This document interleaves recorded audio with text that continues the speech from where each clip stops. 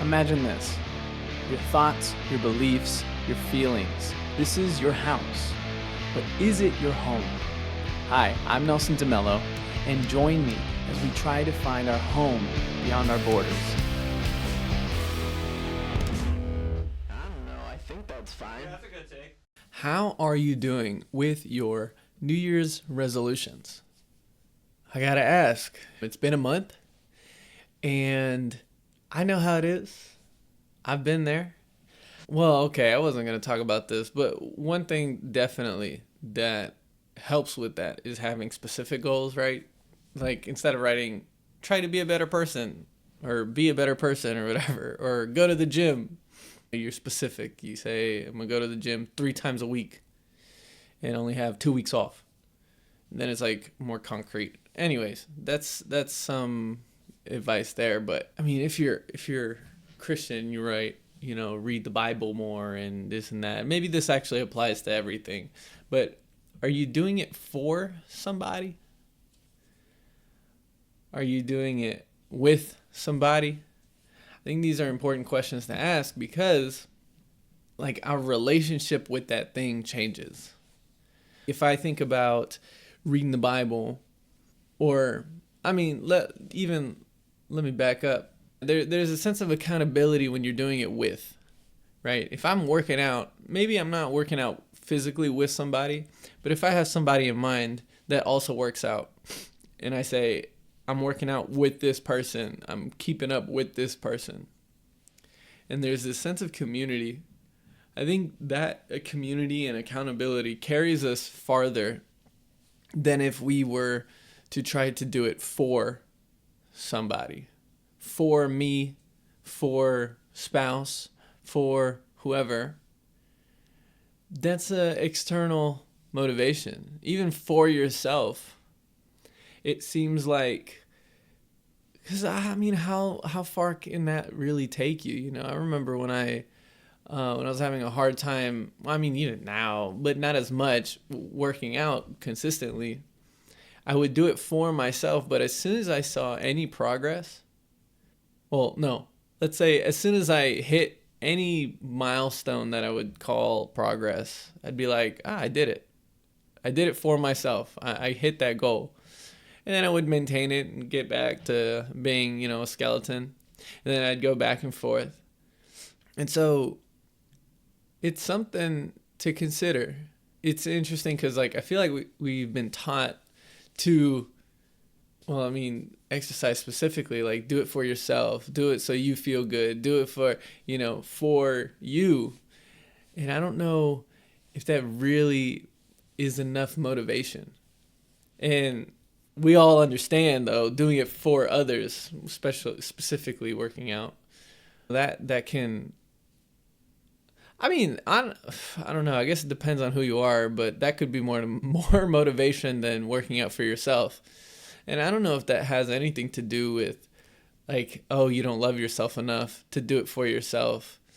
I think it's just motivation. Like, I'm completely content with myself being however I am, but I know other people aren't. And so it's more motivation to please them than it is to please myself, let's say, because I'm already pleased. I'm fine. I don't care.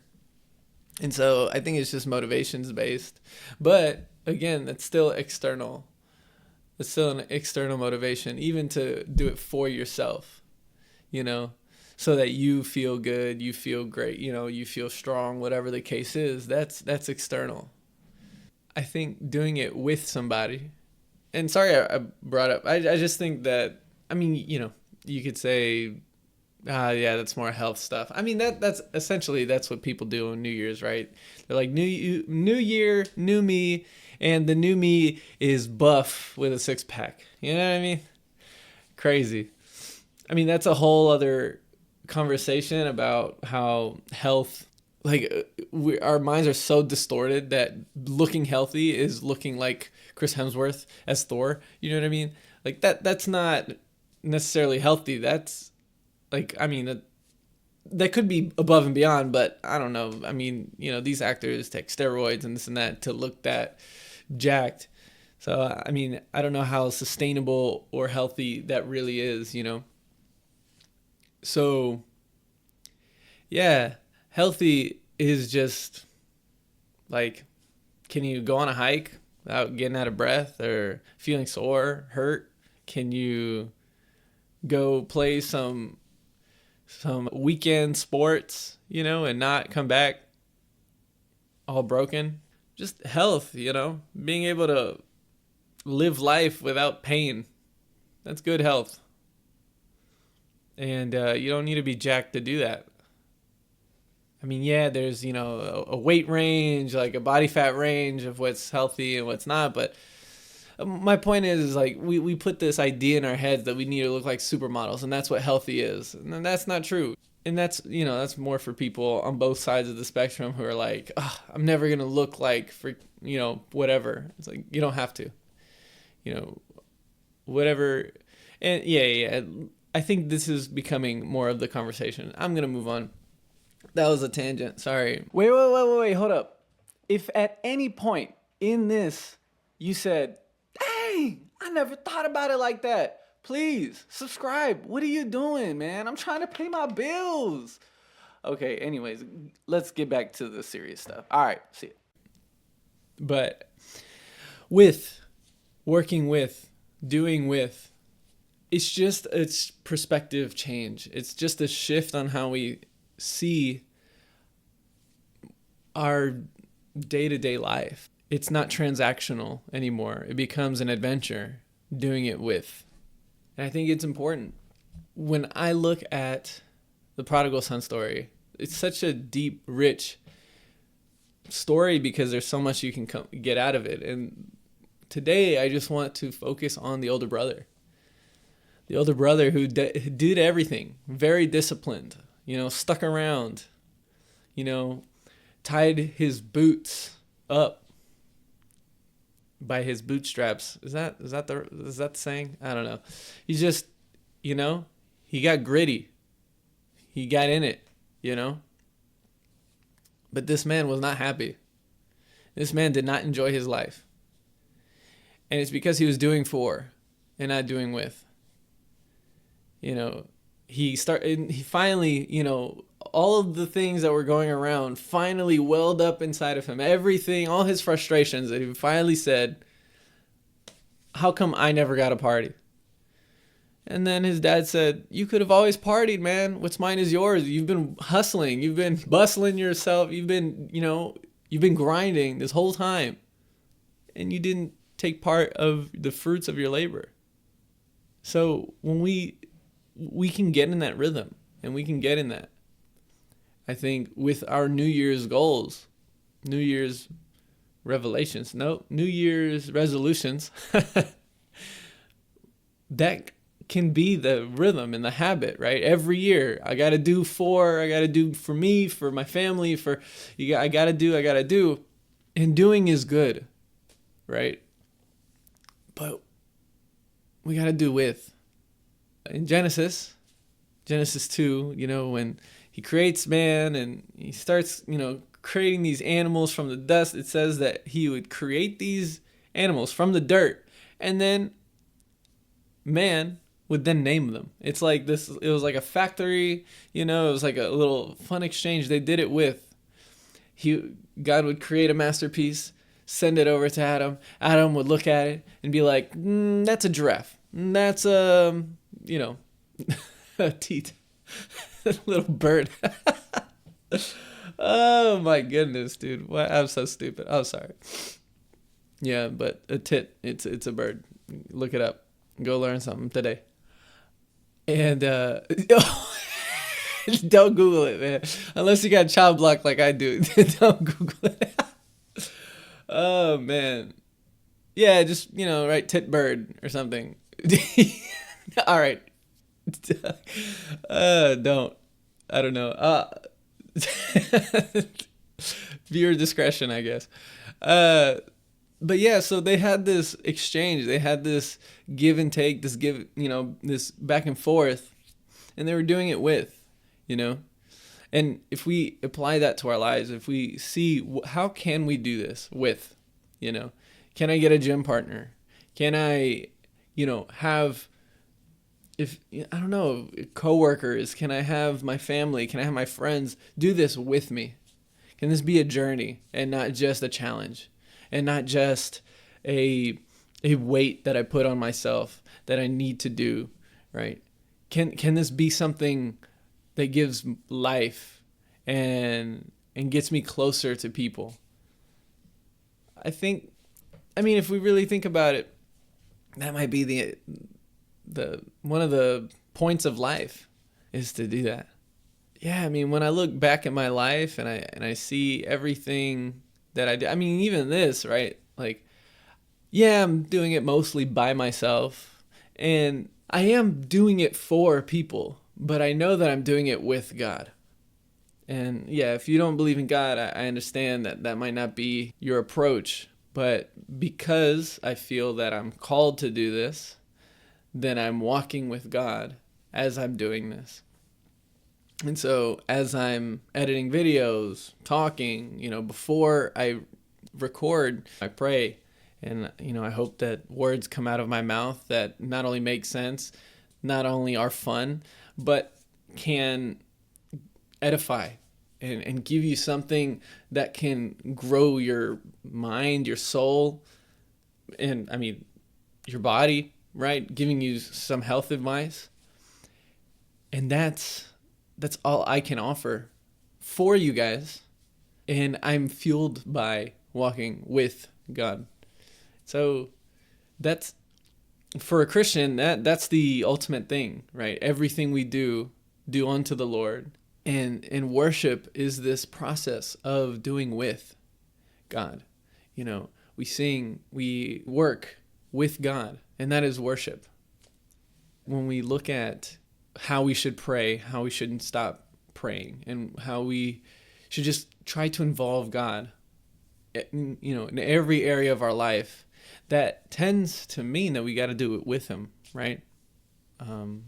I ain't got the Greek and stuff to pull out right now, but you get that sense that living life as if it was an Eden is to walk with Him, right? There, I looked up, Genesis 3:8, when God comes in the cool of the evening and says, Adam, Eve, where are you guys?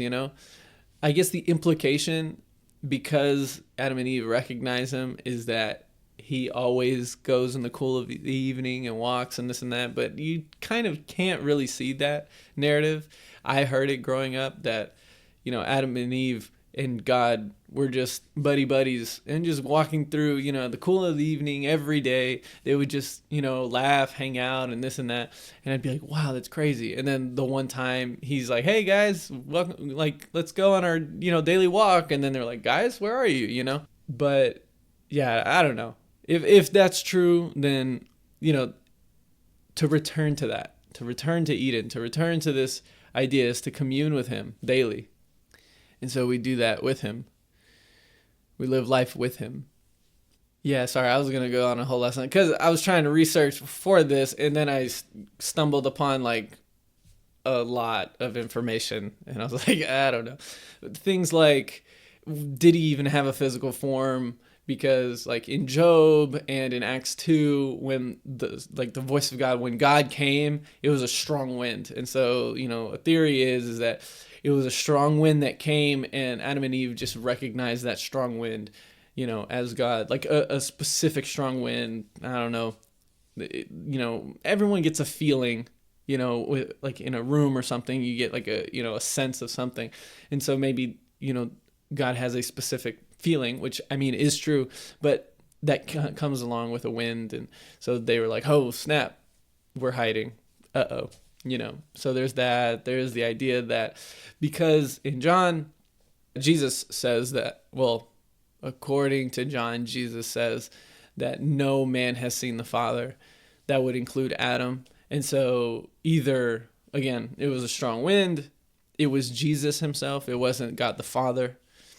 Because, Jesus is the pre-incarnate and the incarnate of God. So, there's a lot of theophanies. In other words, when people when, humans in the Old Testament would see God, they're actually seeing Jesus. And you can tell that it's not an angel or anything like that, because when they were bowed to get worshiped, he received worship. And if there wasn't God, then that's like an open act of rebellion. So we just assume it's Jesus because God doesn't have form, right? So things like that. And that is Harley, by the way, that spooked me. You saw that live on camera. She might ruin this take. But guys, that's all I have. I know there's also this thing of, I have to start on New Year's. To do all the changes. But why wait? Why wait till next year? You've already messed up. Why wait till 2026 to start that thing that you wanted to do? Just start over. And I mean, I don't know. I'd said on a previous or a future video. Whoa. I think it's going to be a future video. I'm not a festive person. I don't get into like specific holidays. I'm not, my wife likes the Christmas trees and the lights and this and that. But if it was for me, December 25th is like December 26th, like December 16th. Well, whatever it is, it's all the same to me. So January 1st is just another day.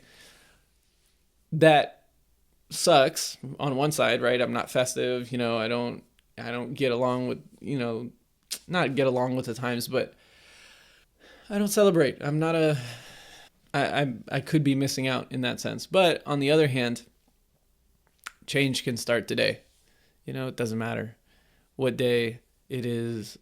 Every day can be Christmas. Every day can be Valentine's Day. Every day is New Year's. It's just what I decide to do that day, And again, there's good and bad to that. Yeah, and the good is maybe I don't take things for granted and don't wait for things because I just do them, right? But that is all I have. So I'll just quick prayer. God, thank you so much that you give us new chances and new opportunities. God, I pray that you can help us rearrange our brains, God, that we can not work for people, work for us, work for family, work for whatever, God, but that we can very much work with people, with you, God, with ourselves even. In Jesus' name I pray. Amen. Hey guys, thank you so much for going on this journey with me.